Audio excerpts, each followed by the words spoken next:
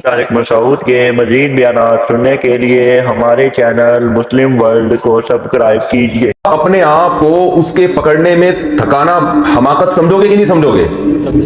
भाई जब एक चीज हाथ में आने के बाद दोबारा छूट जाएगी तो उसको पकड़ लेना, इसको हदफ बनाना, इसको मकसद बनाना, इसको गोल बनाना, ये दुरुस्त नहीं है। ये तो हमाकत और बेवकूफी है कि ऐसी चीज को आप टारगेट बना रहे हो जिस तक पहुंच ही नहीं सकते आप। तो इंसान जो मजहब को नहीं मानते, उनकी जो जिंदगी है ना, उनका हदफ क्या है, उनका मकसद क्या है, लाइफ को बोले भाई एंजॉय। बस हर वो चीज जो लाइफ को मजेदार बनाए, चटपटा बनाए, वो उसके पीछे भागते हैं। कुछ हासिल कर लेते हैं और कुछ पूरी जिंदगी उसी में खपा देते हैं। सब हासिल थोड़ी कर पाते हैं। अमलिल इंसान इमा तमन्ना, आप मुझे बताओ कि क्या हर शख्स को उसकी तमन्ना की हुई चीज मिल जाती है?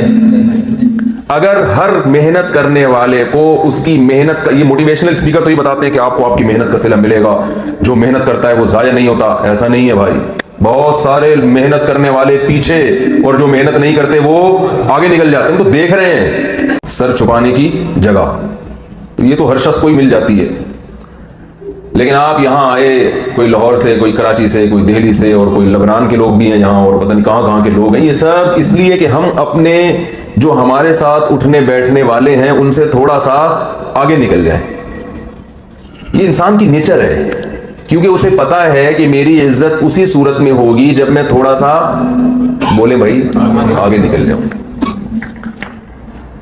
लेकिन एक फॉल्ट है हमारे यहाँ, एक टेक्निकल गलती हम ये कर रहे होते हैं कि आगे बढ़ने का शौक भी है, कामयाबी का शौक भी है। आपने आजकल मोटिवेशनल स्पीकर बहुत आजकल आ रहे हैं यूट्यूब पे, जो लोगों को मोटिवेट कर रहे होते हैं।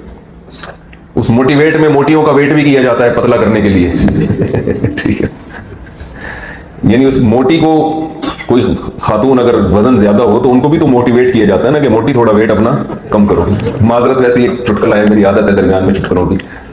तो उनको भी तो मोटिवेशनल स्पीकर की जरूरत होती है। तो हर चीज में हमें मोटिवेशन चाहिए, ऐसा ही है ना? तो जो आजकल YouTube पे मोटिवेशनल स्पीकर्स हैं, वो कामयाबी, सक्सेस, बस इसकी बातें हैं कि कामयाब हो जाओ किसी तरीके से, और उसके लिए हमें मुख्तलिफ तरीकों से मोटिवेट करते रहते हैं। मैं सुनता हूं कुछ मोटिवेशनल स्पीकर्स को जो मजहब को फॉलो नहीं करते, उनकी मोटिवेशन में जान नहीं है, दम नहीं है। यानी वो खोखली मोटिवेशन है, उससे कोई जज्बा पैदा नहीं होता। वो थोड़ा देर इंसान बैठ के गौर करता है तो वो पता चलता है ये खोखली बातें, इनकी हकीकत कुछ भी नहीं है। अक्सर मैं 2-3 मिसालें दिया करता हूं। एक तो सक्सेस, कामयाबी की डेफिनेशन ही समझ में नहीं आ रही किसी के। कामयाबी किसे कहते हैं? एक मोटिवेशनल स्पीकर ने कहा कामयाबी इसे कहते हैं कि आप अपनी लाइफ से मुतमईन हो। आप अपनी लाइफ से मुतमईन कि मैं सही जिंदगी गुजार रहा हूं। तो भाई चर्सी भी अपनी लाइफ से क्या होता है? बोलो भाई। इत्मीनान का तो हर एक का क्राइटेरिया मुख्तलिफ है। सही जिंदगी गलत जिंदगी को जब तक डिफाइन नहीं किया जाएगा और ऐसी डेफिनेशन हो कि उसके आगे कोई एतराज का हक ना रखता हो, ऐसी डेफिनेशन हो, उस वक्त तक आप अपनी लाइफ से सेटिस्फाई हो ही नहीं सकते।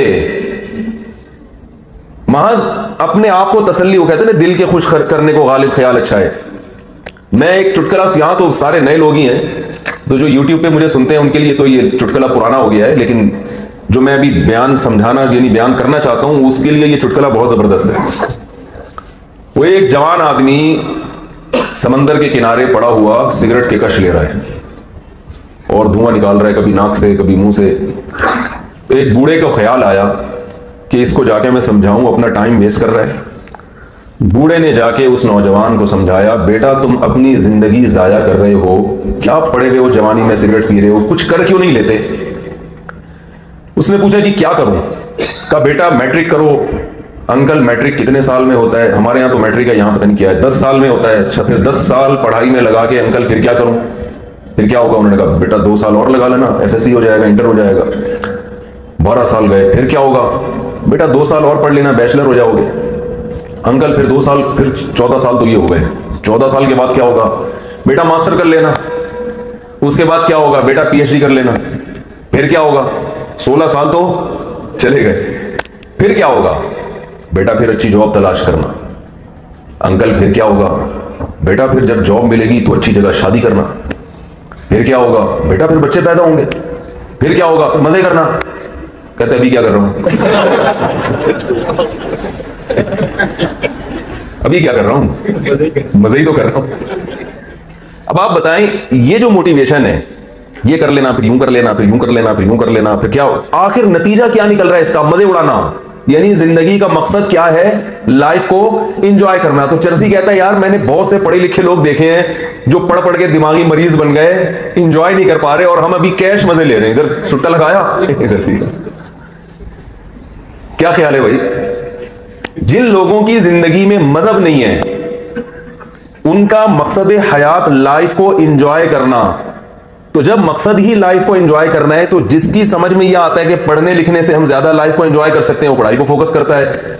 जो समझता है कि खिलाड़ी बनने से लाइफ ज्यादा एंजॉय कर सकूंगा, वो खिलाड़ी बन जाता है। जो समझता है कि माउंट एवरेस्ट की पहाड़ी पर चढ़कर गिनीज बुक ऑफ वर्ल्ड में जब मेरा नाम आएगा और मुझे तमगा दिया जाएगा तो मुझे बहुत मजा आएगा, तो वो लाइफ को इस तरह से एंजॉय करता है।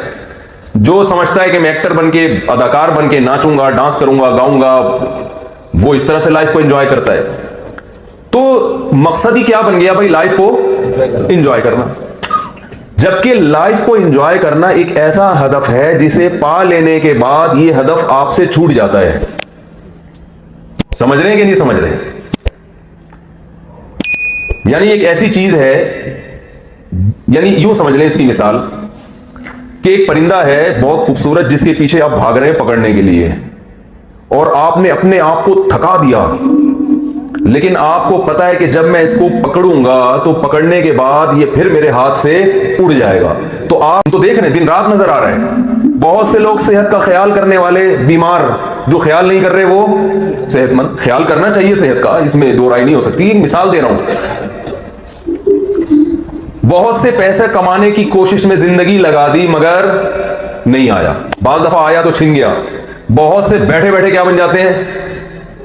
अमीर बन जाते हैं। ऐसे लोग हैं, ऐसा कारोबार शुरू किया जो किसी ने मशवरा भी नहीं दिया था, ऐसा बिजनेस शुरू किया जो किसी ने मशवरा भी नहीं दिया, वैसे ही दुप्पल में किया और करोड़पति बन गए। तो ये जो मोटिवेशन का स्टाइल है ना आजकल, ये सिर्फ जबानी दावे हैं, खोखले नारे हैं, इनके पीछे हकीकत नहीं है।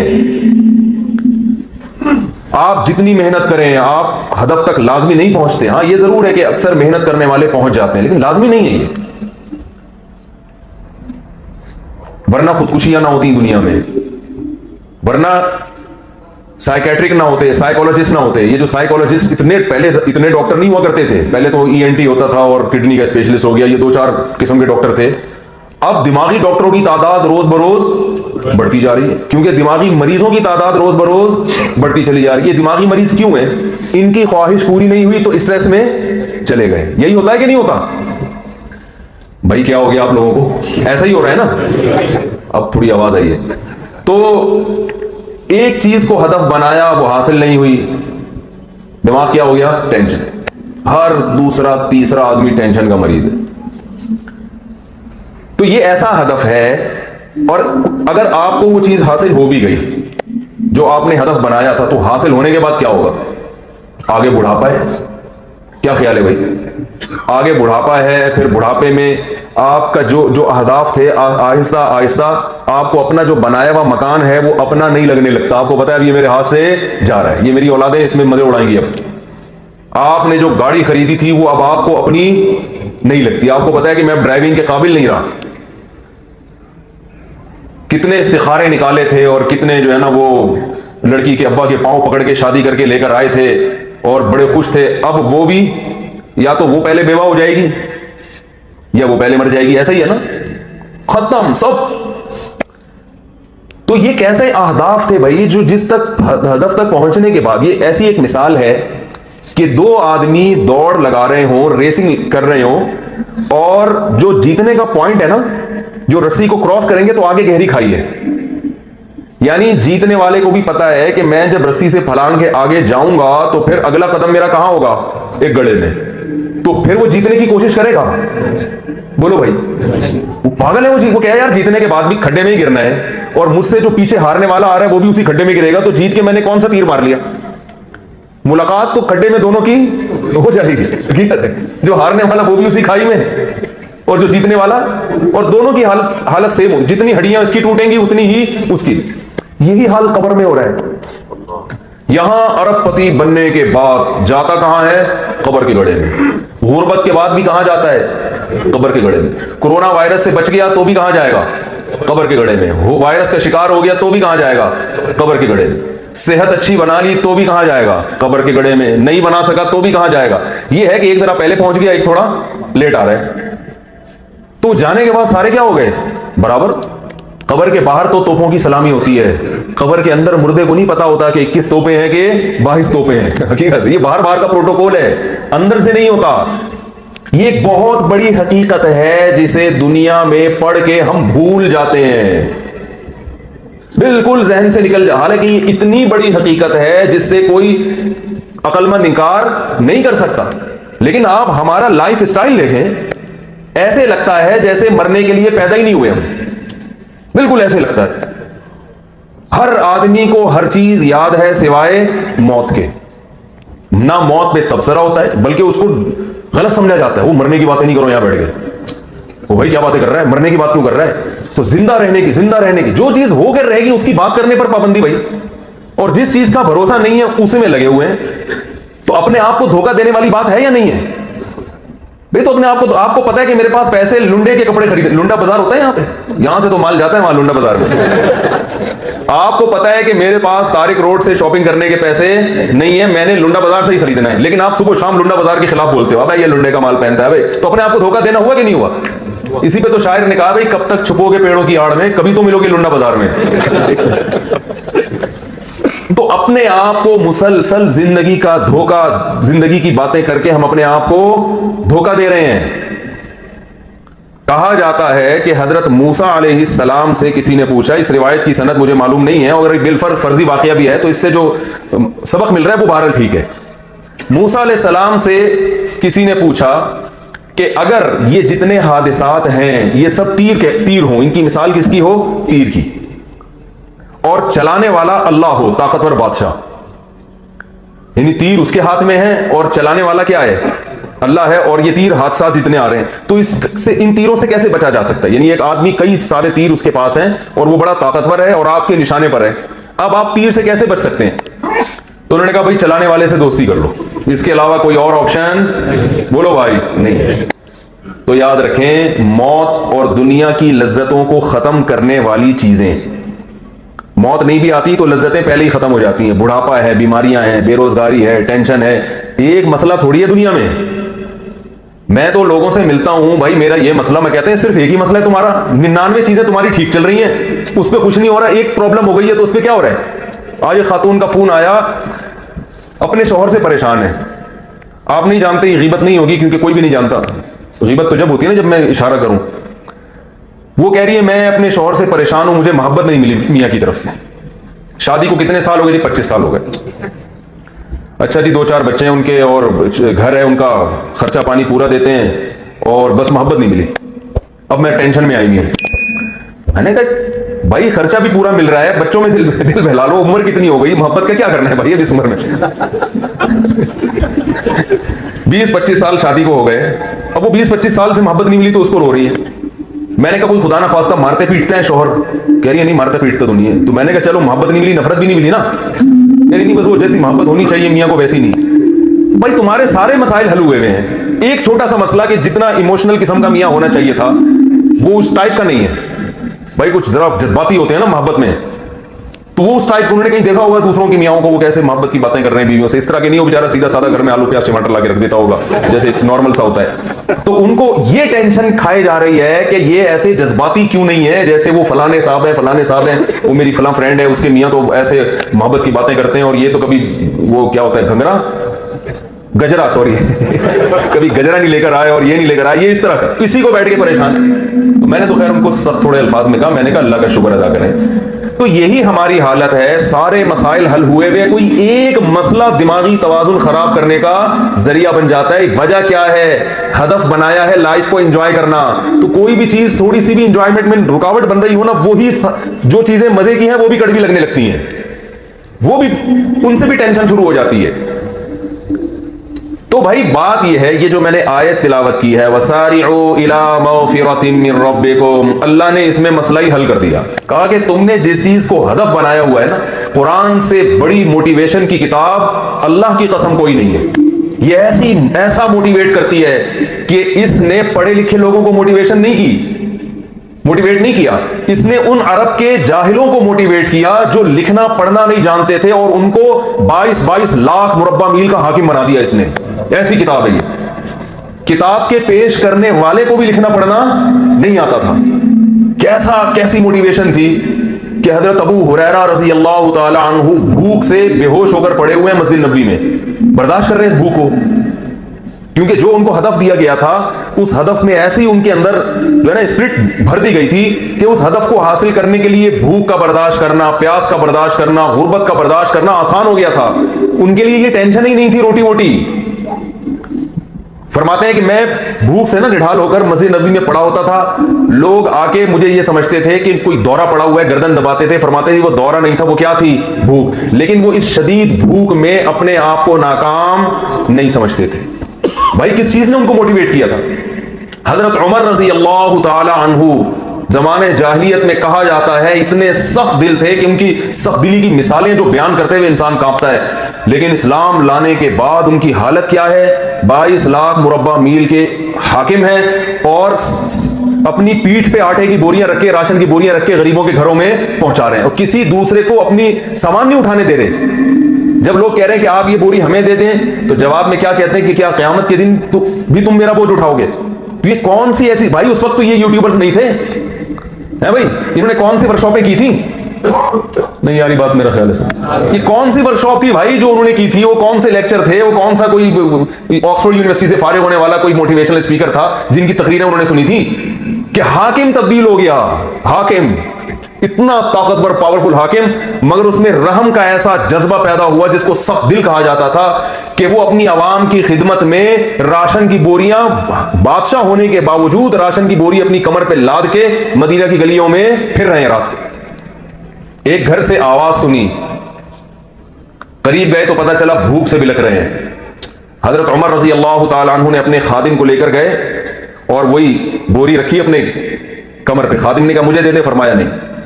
ले जाके जब उन बच्चों को खिलाया है तो वहां खड़े रहे, तो खादिम ने कहा वापस चलते हैं, फरमाया नहीं, जैसे मैंने इनको भूख से रोते देखा है, मैं इनको खाना खाते हुए देख के खुश होना चाहता हूं। ये मंजर देखने तो मुझे अपनी आंखों से। क्या कैसी मोटिवेशन मिली उनको भाई। आज हमने हर किताब से रिश्ता कायम है, लेकिन कुरान से रिश्ता छोड़ दिया। वजीफों पे जोर लगाया जा रहा है, जिन चुड़ैल भूत के वजीफे। अभी मैं जहाज में आ रहा था, एक डॉक्टर थे मेरे साथ यूएसए के, वो अमेरिका में होते हैं, बड़े डॉक्टर थे, बयान सुनते हैं, ये वाला भी सुन रहे होंगे। तो वो थे साइकोलॉजिस्ट। तो मुझे कहने लगे कि मैंने उनसे पूछा, मैं आमिलों की गत बनाता हूं, कहीं नहीं छोड़ता आमिलों, ये रूहानी टोपे ड्रामे जो है ना, जिन चुड़ैल भूत वाले, इनको नहीं छोड़ता मैं। तो उन्होंने कहा कि 17 साल से मैं इलाज कर रहा हूं गोरों का। तो मैंने कहा मुझे एक बात बताओ, 17 साल में कोई चुड़ैल और जिन का केस आया आपके पास? भाई इतने नफसियाती मरीज आते हैं, कोई यूं कोई कलाबाजियां खा रहा है, कोई यूं कर रहा है, कोई जो भी, वहां गोरों में भी होती है सारी बीमारियां। तो मैंने कहा 17 साल में कोई एक केस आया? उन्होंने कहा किसी गोरे पे मैंने जिन चढ़ते हुए आज तक नहीं देखा। ये जिन चुड़ैल भूत मसाइल किसके हैं? मुसलमान। कह रहे कोई भी मुसलमान आएगा ना, सबसे पहले कहेगा फलाने ने मुझ पर कुछ कर दिया है। हकीकत है। खातून आएगी तो मेरी सास ने मेरे ऊपर जिन भेज दिया है, सास आएगी तो मेरी बहू ने मेरे ऊपर जादू कर दिया है, और फलाना ये। तो कहने लगे अभी अल्हम्दुलिल्लाह एक रूहानी इलाज वाले हमारे महल्ले में आए हैं। मैंने कहा उनको भगा दें वहां से, वरना जिन्नात भी वहां पहुंच जाएंगे और आप देखेंगे ये जिन चुड़ैल भूत शुरू हो जाएंगे, और अंग्रेजों पे भी आएंगे। अब हकीकत बता रहा हूं, अब ये जिन चुड़ैल भूत मैंने कहा अंग्रेजों पे भी आएंगे। तो भाई कुरान मजीद, रुकिया भी जायज है, कुरान से दम करना जायज है, सुन्नत से साबित है, उसका मैं मुनकिर नहीं हूं, वो तो एक साबित शुदा चीज है। लेकिन कुरान मजीद का जो नुज़ूल हुआ है वो तो आपके दिल को तब्दील। देखें कुरान की डेफिनेशन क्या है। अल्लाह ने बताया कि कुरान नाजिल क्यों किया मैंने। एक तो डेफिनेशन वो है जो मदारिस में पढ़ाई जाती है, अल मकतूब बैनल मसाहिफ अल मनकूल अन्हु नक़लन मुतवातिरन, वो तो एक इस्तिलाही तारीफ है।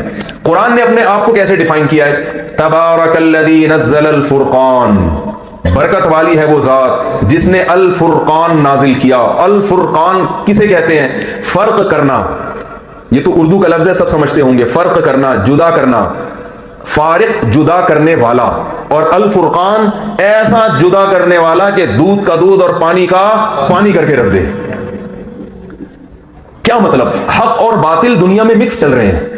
बहुत से लोग कंफ्यूज होते हैं इसमें सही क्या है और गलत क्या है। आप जब से बुलूगत की दहलीज पे कदम रखा है ना आपने, उस वक्त से इंसान कंफ्यूज होता चला आ रहा है, यार मेरे अब्बा सही कह रहे हैं, मेरी अम्मी सही कह रही है। पहले तो यहां कंफ्यूज होता है। क्या ख्याल है? बच्चा सबसे पहले तो अपने अब्बा अम्मा को सुनता है ना, डैडी मम्मा को। अब्बा अम्मा पता नहीं समझते, आप लोग नहीं समझते, ऑस्ट्रेलिया के लोग हैं भाई। तो अब्बा अम्मा को पहले सुनता है ना, वो पहले उनमें देखता है पता नहीं इनमें सही कौन है और गलत कौन है। फिर वो मुआशरे की बात सुनता है तो वो वालिदैन से बसा औकात हटकर होती है। वालिदैन तमीज सिखा रहे होते हैं, मुआशरा उसको तमीज लेस बना रहा होता है, तो वो फिर यहाँ को परेशान होता है यार। फिर वो यूनिवर्सिटियों में जाता है, स्कूलों में जाता है, वहां प्रोफेसरों की बातें बिल्कुल अलग, न्यूज चैनल देखता है, वहां उसका दिमाग एक अलग सिमत में चलना शुरू हो जाता है। तो आप देखें जितने दुनिया में लोग हैं ना, इतने ही कॉन्सेप्ट भी हैं। हर आदमी का कॉन्सेप्ट दूसरे से मुख्तलिफ। हमारे पठान भाई भी बैठे होंगे, यूं कह सकते हैं कि हर आदमी अख्पल तरीके से जिंदगी गुजार रहा है। ऐसा ही है ना, हर आदमी का अख्पल कॉन्सेप्ट है। मेरे हिसाब, आपने अक्सर लोग देखे होंगे, लोग कह रहे हैं भाई मेरे हिसाब से ये बात दुरुस्त नहीं, मेरे हिसाब से ये बात दुरुस्त नहीं है, मेरे हिसाब से। हर आदमी का हिसाब अपना है। तो भाई ये सारे सही नहीं हो सकते, इनमें सही तो एक होगा ना। दुनिया में अगर 5.5 अरब इंसान है तो 5.5 अरब नजरियात वो कैसे दुरुस्त हो सकते हैं? दुरुस्त तो एक ही बात होगी। तो कुरान मजीद की अल्लाह ने यूं डिफाइन किया, तबारकल्लज़ी नज़्ज़लल फुरक़ान, फरमाया ये ऐसी किताब है कि ये हक और बातिल को ऐसी जुदा करके रखती है कि दूध का दूध और पानी का पानी कर देगी। जैसे अगर दो चीजें मिक्स हो जाएं आपस में, दोनों की जिन्स बिल्कुल अलग हो, साइज बिल्कुल अलग हो, तो उनको जुदा करना बहुत आसान होता है। मिसाल के तौर पर चने की दाल मिक्स हो जाए चावल में, तो आपको नजर आ रहा होगा भाई ये चने का दाना है और ये चावल का दाना। लेकिन खराब गंदुम अच्छी गंदुम में मिक्स हो जाए, अब फर्क करना मुश्किल है या नहीं है? तो यहां जब आप फर्क करेंगे ना, तो आप फारिक नहीं बल्कि फुरकान कहलाएंगे। बिल्कुल ऐसे आपने एक एक चीज को निखार के अलग कर दिया। तो अल्लाह फरमाते हैं कि बहुत सारी चीजों में तुम कंफ्यूज हो, तुम्हें ये नहीं पता कि तुम्हारा कोई पैदा करने वाला है भी या नहीं है। फिर जिसने पैदा किया वो अकेला है या उसके साथ कोई शरीक है। फिर अगर वो अकेला है तो उसने तुम्हें किसी मकसद के लिए पैदा किया या वैसे ही पैदा किया। फिर जिस मकसद के लिए पैदा किया वो मकसद क्या है? वो मकसद जो तुम बता रहे हो, जो गैर मुस्लिम बताते हैं, ये वो मकसद है जो हम बताते हैं। फिर जो मकसद अल्लाह बताते हैं, वो मकसद की तकमील के लिए जिसके लिए पैदा किया, उसके लिए तुम्हें क्या करना पड़ेगा और किन कामों से बचना पड़ेगा। फिर उस मकसद में अगर तुम कामयाब होते हो तो उसका कोई नतीजा भी निकलेगा कि नहीं निकलेगा।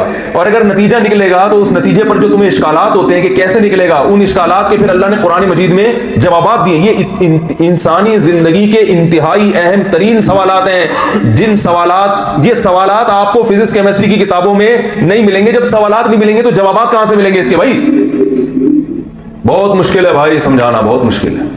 देखो किसी किताब का में कोई चैप्टर ही ना हो, उस मौजू से बहस ही ना हो, तो उस किताब में उस सवाल का जवाब मिलेगा? आपके दिमाग में एक सवाल आया कि यार गुर्दों की सेहत के लिए मुझे क्या करना चाहिए। जिसके भी गुर्दे होंगे तो उसको गुर्दों की सेहत का ख्याल होगा कि नहीं होगा? भाई आपके इलाके में गुर्दे की बीमारी, कोरोना वायरस फैला हुआ है आजकल, छोड़ो कोरोना को छोड़ दो, किसी और चीज पे, तो पैसे ही लोग घबराएंगे बहुत ज्यादा। गुर्दा ठीक है, आपके जहन में ख्याल आया कि यार मेरे भी किडनी है, और किसी इलाके में आपने देखा हर दूसरे आदमी के गुर्दा क्या है? खराब है। तो यकीनन एक दिमाग में सवाल पैदा होगा, यार गुर्दों की पहले से सेहत के लिए, किडनी को सेहतमंद रखने के लिए मुझे क्या, ये सवाल पैदा होना चाहिए कि नहीं होना चाहिए? मुझे बताओ। नहीं हो रहा तो इसका मतलब है इसको पहले इधर के इलाज की पहले जरूरत है किडनी की। ऐसा ही है ना भाई, हर दूसरा आदमी गुर्दे का मरीज है और आपका वही लाइफ स्टाइल है जो सबका है। इसका मतलब आपका भी गुर्दे खराब होने वाले हैं, क्योंकि आप भी वही खुराकें खा रहे हो जो दूसरे खा रहे हैं। ऐसा ही है ना। तो जब या तो सबके सेहतमंद हो, सब ठीक ठाक चल रहे हो, तो फिर आपको ये सवाल नहीं पैदा होगा। फिर अगर हो रहा है तो इसका मतलब आप वहमी हैं। लेकिन अगर आप देख रहे हैं कि यार हर दूसरा आदमी डायलिसिस पे आ रहा है, हर दूसरे आदमी का किडनी चेंज हो रहा है, किसी का कोई वहां से गुर्दा उधार ले रहा है, अब तो यहाँ तो गुर्दे ही उधार है। पर यहाँ तो पता चला, डॉक्टर अभी अमेरिका से आए थे, वो कहने लगे हमारे यहाँ तो दिल, फेफड़े, गुर्दे सब कुछ लग रहा है भाई। मैंने कहा ये इंसान स्पेयर पार्ट की दुकान बन जाएगी थोड़े दिनों में। हमारे यहाँ मुनासिब रेट पे कलेजी लीवर दस्तियाब है, हमारे यहाँ मुनासिब रेट पर फेफड़ा दस्तियाब है, तो ये तो अजीब सा चीज बन जाएगी इंसान। तो फिर वो मेड इन चाइना भी होगा। ये चाइना के गुर्दे हैं भाई, और ये किडनी जो है ये जापानीज की है, ये जापान की किडनी आपको पता है वो ज्यादा महंगे बिकेंगे। खैर, अब हर दूसरे आदमी का किडनी खराब हो रहा है, तो आपके जहन में यकीनन ये सवाल पैदा होगा कि किडनी की हिफाजत का तरीका क्या होना चाहिए।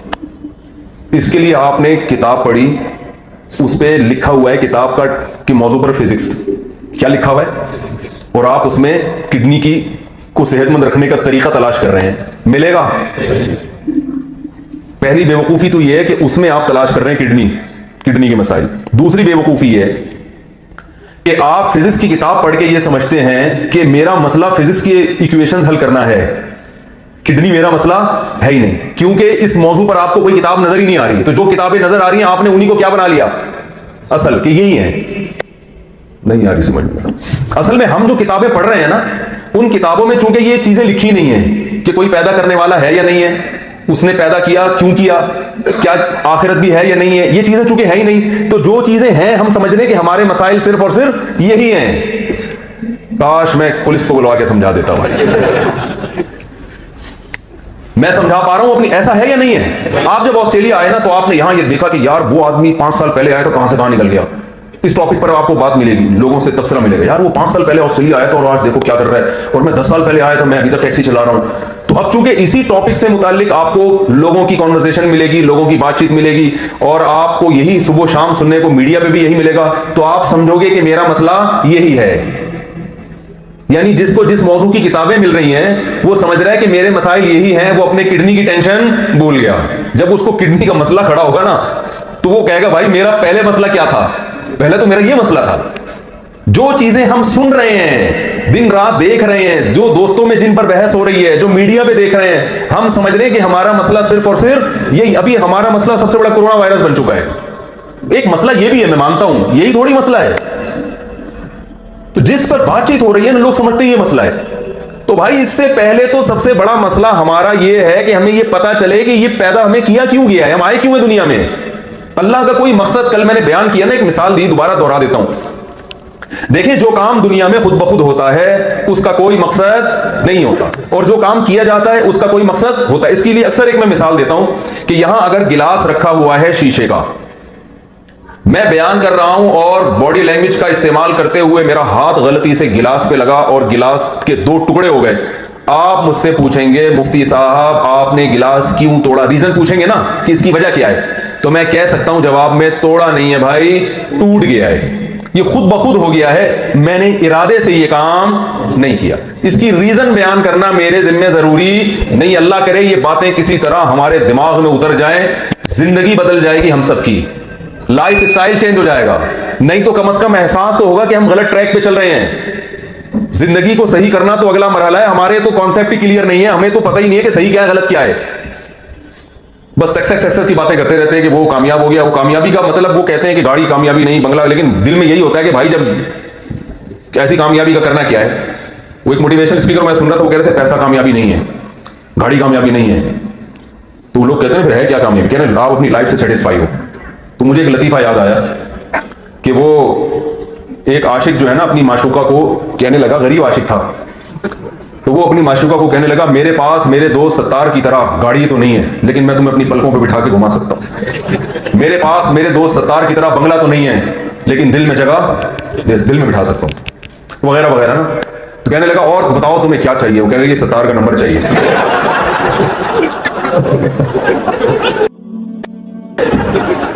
तो कहने मुझे पलकों पे बैठ के क्या, भाई बिल्कुल सही कहा उसने, वही तो लारे रप्पे दे रहा है दिल में जगह, जब खिलाने को दिल पर रोटी नहीं है। ना तेरे पास खिलाने को रोटी है, ना तेरे पास घर है।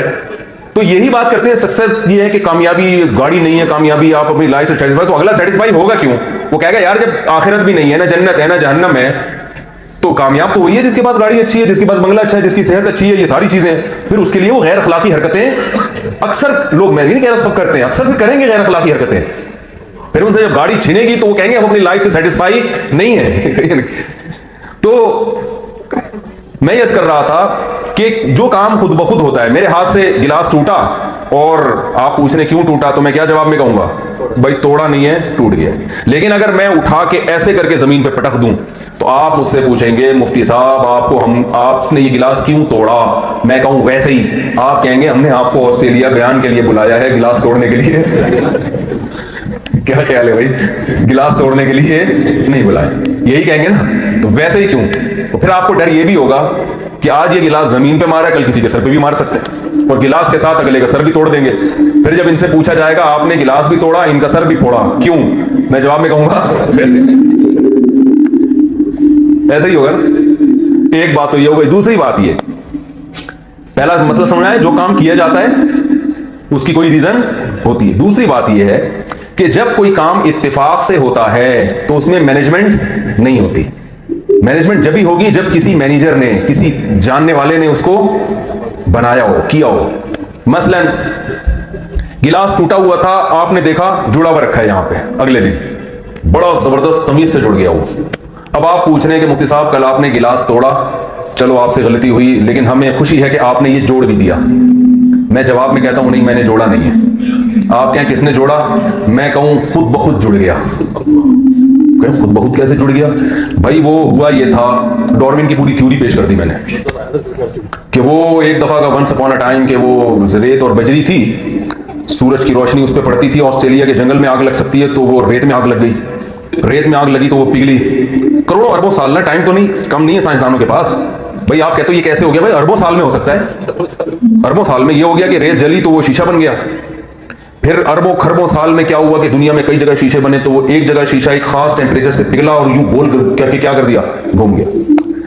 फिर वो अरबों खरबों साल में कुछ हवाएं इस स्टाइल से चली कि वो खरबों गिलास बने, उनमें से एक गिलास तरक्की करते करते धड़ाम से यहां आके मेज पे जम गया।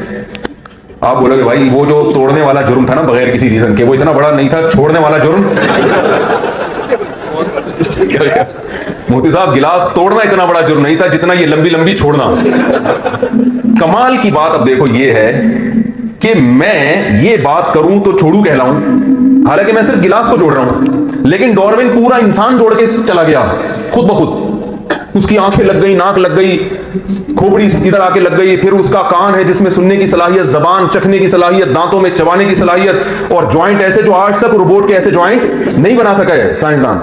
जापान के साइंसदान भी जैसे हमारे हाथ के ज्वाइंट होते हैं अब तक ऐसे एडजस्ट रोबोट के ज्वाइंट नहीं कर सके, वो नकली हाथ ऐसा बन ही नहीं सका अब तक। तो कमाल की बात है कि वो जो डार्विन ने इतनी लंबी छोड़ी, उसको मान रहे हैं कि यार साइंटिस्ट था, और हम जो इतनी थोड़ी सी छोड़ रहे हैं उसको भी मानने के लिए। तो भाई दोनों छोड़ू है ऐसी सूरत में, हम छोटे छोड़ू, वो बहुत बड़ा छोड़ू, खुदा की कसम। वो बहुत यहाँ के इलाके का नाम है डार्विन, पता नहीं उसी के नाम पे रखा है किसी और के नाम पे रखा है। तो ये लतीफे हैं, ये जो डार्विन की थ्योरी है ना, खुद से बने भाई, नहीं हो सकता खुद से चीजें जब बनती हैं तो उनमें मैनेजमेंट नहीं होती। बनी हुई चीजें टूट तो सकती हैं, टूटी हुई चीजें जुड़ नहीं सकती।